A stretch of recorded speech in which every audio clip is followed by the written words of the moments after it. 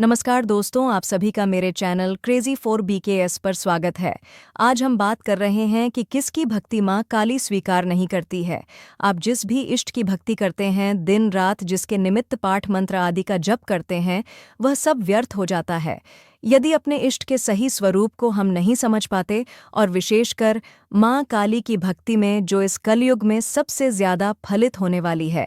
यदि माँ के वास्तविक स्वरूप को समझे बिना हम उनकी भक्ति करते हैं, तो ऐसी भक्ति व्यर्थ हो जाती है।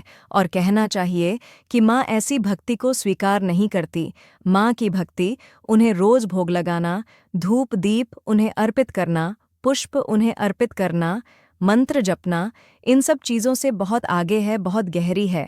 यह तो माँ की भक्ति का एक भौतिक स्वरूप है, प्रारंभिक चरण है। अभी तो भक्ति के गहरे सागर में उतरना बाकी है, उस सागर में तैरना बाकी है, और सफलतापूर्वक अपने लक्ष्य पर पहुंचना अभी बाकी है। तो आज हम बहुत ही महत्वपूर्ण विषय के ऊपर बात कर रहे हैं। आज इस वीडियो में हम जानेंगे उन विशेष कारणों को जो हमें माँ के वास्तविक स्वरूप से परिचित होने से रोकते हैं, और जिनकी वजह से माँ हमारी भक्ति, हमारी पूजा को स्वीकार नहीं करती। सबसे पहला पॉइंट, किसी के अहित के लिए की गई पूजा। भक्ति किसी को कष्ट पहुंचाने के लिए की गई भक्ति माँ कभी स्वीकार नहीं करती, और इस प्रकार की भक्ति का बहुत ही कठिन भयंकर परिणाम व्यक्ति को भुगतना पड़ता है। जो भी आपका विरोधी है, चाहे वह आपके संग कितना भी गलत कर रहा है, उसके अहित के लिए माँ से प्रार्थना नहीं करें, क्योंकि वह भी माँ की ही संतान है। उसके लिए स्वयं कुछ बुरा ना मांगे। किस प्रकार न्याय करना है, यह माँ पर छोड़ दें। अगर माँ से उनके लिए मांगना ही है, तो शत्रुओं को सद्बुद्धि दे माँ।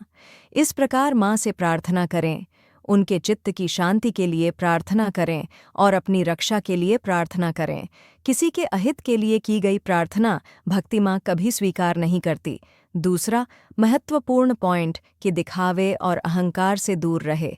दिखावा और अहंकार, इन दो विकारों से ग्रसित व्यक्ति की सेवा माँ स्वीकार नहीं करती।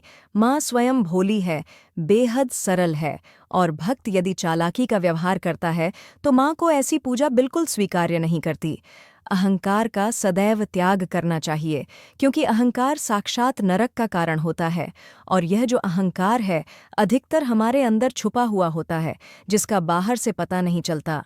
कई रूपों में हमारे अंदर विद्यमान होता है, जैसे दिए हुए दान को बड़ा चढ़ाकर बताना। अपनी भक्ति का अहंकार कई लोगों को होता है। वही बड़ी बड़ी साधनाएं करने वाले साधकों को अपनी साधना का अहंकार हो जाता है। दूसरों को हीन समझना, स्वयं को श्रेष्ठ समझना, इस प्रकार के भाव माँ की कृपा प्राप्ति में रोक लगाते हैं। भले ही आप नम्र हो सकते हैं, हबल हो सकते हैं, क्योंकि माँ से जो आपका कनेक्शन है वह आपके अंतर मन की पवित्रता पर निर्भर करता है, बाहरी आचरण, बाहरी व्यवहार पर नहीं।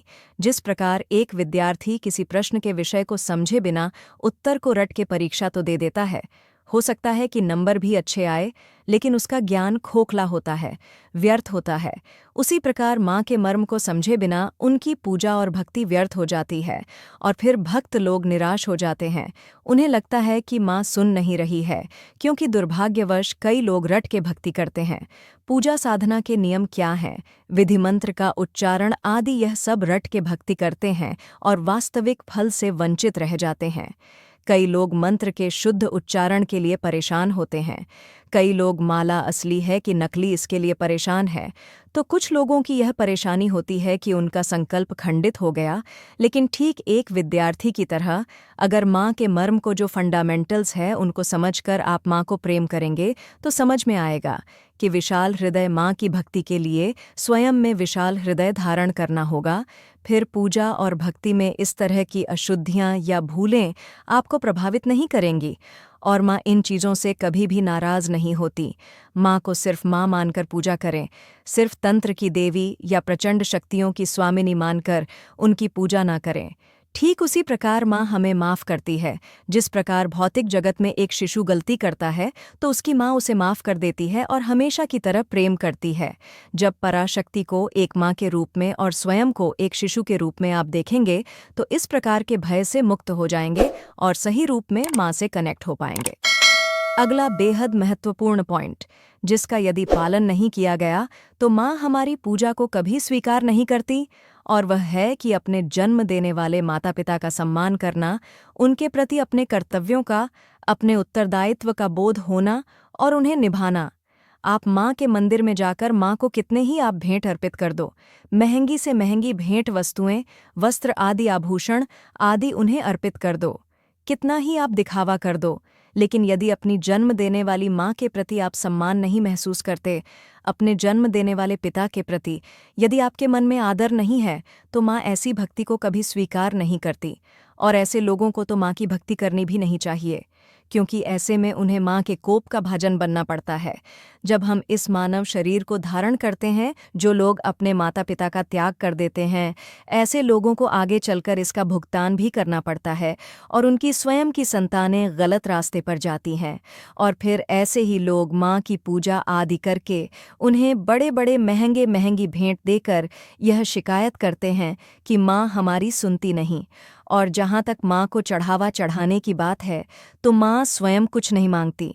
माँ के लिए 1 रुपया भी हजारों और लाखों रुपए के बराबर है। अगर भक्त का भाव सच्चा है, अच्छा है, माँ सोने चांदी के आभूषण ना तो मांगती हैं और ना ही पहनती हैं। भक्तों का भाव ही उनका सोना चांदी है, उनके लिए आभूषण है और उन्हीं को वह आभूषण बना के पहनती भी है। घर में यदि माँ रो रही है, बहन रो रही है, पैसे की दिक्कत है और उनकी ज़रूरतें पूरी ना करके आप माँ के मंदिर में सोने चांदी के गहने चढ़ा रहे हैं, तो ऐसे गहने माँ स्वीकार नहीं करती और ऐसे भक्तों की पूजा पाठ भक्ति सब व्यर्थ हो जाती है। माँ स्वीकार नहीं करती, पूजा का फिर फल प्राप्त नहीं होता। तो ऐसे भक्त बोलते हैं कि माँ बहुत परीक्षा लेती है या माँ की पूजा करने का फल हमें नहीं मिलता। तो माँ के प्रेम को यदि प्राप्त करना है, यदि भक्ति को फलित करना है, तो सर्वप्रथम अपने घर में जो आपके माता पिता हैं, उनसे प्रेम करना सीखें। और साथ ही यह भी कहना चाहूँगी कि घर की परिस्थिति को देखकर ही दान पेटी में दान डालें। मंदिर में, घर में यदि परिस्थिति सही नहीं है, आर्थिक संकट है, तो दान पेटी में जो दान आप डालते हो मंदिरों में, वह भी सोच समझ कर डालें। यदि सामर्थ्य है तो आप लाखों रुपए माँ पर चढ़ाए, खुशी की बात है। लेकिन यदि घर में संकट है, पैसे नहीं है, तो माँ को आपका ऐसा धन नहीं चाहिए। और यह माँ स्वयं कहती है। साथ ही यदि कोई गरीब आपसे मदद की मांग कर रहा है, पैसे की मांग कर रहा है या किसी भी प्रकार की सहायता की मांग कर रहा है, तो उसकी सहायता पहले करें, तब मंत्र जप पूजा पाठ माँ का करें। क्योंकि यदि सामर्थ्यवान होते हुए भी आप किसी ऐसे व्यक्ति की मदद नहीं करते जो आपका मुंह देख रहा है, जिसकी आप मदद कर सकते हो, और फिर माँ की पूजा करते हैं, आप मंत्रों का जप करते हैं, बड़ी बड़ी साधनाएं करते हैं, तो ऐसी साधना भी फलित नहीं होती। कुछ समय के लिए तो फलित हो जाएगी ऐसी पूजा साधना, लेकिन आगे चलकर यह सब व्यर्थ हो जाता है। अगला बहुत ज़रूरी पॉइंट कि मांस और मदिरा, इन दोनों चीज़ों के सेवन से दूर रहना चाहिए। ये दोनों चीज़ें माँ की कृपा प्राप्ति में बहुत बड़ी बाधा पैदा करती, क्योंकि ये दोनों चीज़ें हमारी एनर्जी बॉडी को दूषित करती हैं, बहुत सारे विकार हमारे अंदर पैदा करती हैं। किसी भी जीव की हत्या करके उससे अपनी क्षुधा को शांत करना, अपनी तृष्णा को शांत करना, यह बहुत बड़ा अपराध है, निंदनीय है। साथ ही मदिरा सेवन, यह उत्तेजना का कारण है, विभिन्न प्रकार के विकारों के पैदा होने का कारण है, जो भक्त के मन और शरीर को विकारग्रस्त कर देते हैं। साथ ही परिवार में और समाज में अशांति का कारण है। और इस प्रकार के उत्तेजित मन और शरीर के साथ की गई साधना, पूजा, माँ की इस प्रकार के दूषित मन मस्तिष्क के साथ की गई माँ की पूजा साधना, उनकी भक्ति को माँ कभी स्वीकार नहीं करती। तो जिन लोगों को भी माँ की पूजा और भक्ति से कोई लाभ नहीं हो रहा है, कई कई साल उन्होंने माँ की भक्ति में लगा दिए हैं, तो हम सभी को अपने अंदर झांकने की आवश्यकता है। यह देखने की आवश्यकता है कि कहीं हमारे आचार व्यवहार में, हमारे जीवन में इनमें से कोई भी एक कारण हमारे अंदर पल तो नहीं रहा है। क्योंकि जितना सत्य यह वचन है कि माँ के दरबार से भक्त कभी खाली हाथ नहीं जाते, माँ हमेशा अपने भक्तों पर कृपालु होती हैं, उनके दुख दर्द को समझती हैं, उतना ही यह वचन भी सत्य है कि इस प्रकार के विकारों से ग्रस्त जो व्यक्ति होते हैं, उनकी भक्ति भी माँ कभी स्वीकार नहीं करती। जिस प्रकार माँ विशाल हृदय हैं, इंसानों में भेदभाव नहीं करती, उनके रंग, रूप, प्रतिष्ठा, धर्म आदि के आधार पर माँ कभी भेद नहीं करती। वह जगत जननी है। सारी संतानें उन्हें समान रूप से प्रिय हैं। तो माँ की यदि कृपा प्राप्त करनी है तो वैसा ही व्यवहार आपको उनकी संतानों से करना होगा। सभी से समान प्रेम करना होगा, बिना किसी भेदभाव के। फिर देखिए कि नित्य घंटों साधना पूजा करने के बाद भी जो फल हासिल नहीं हो रहा है माँ की भक्ति में, वो थोड़े समय माँ की भक्ति करने से आपको प्राप्त होगा। माँ की कृपा आप पर बरसेगी। तो आज की वीडियो में इतना ही दोस्तों। अगली वीडियो में बहुत जल्द मिलती हूँ। तब तक के लिए अपना ध्यान रखें, स्वस्थ रहे, खुश रहे, मस्त रहे।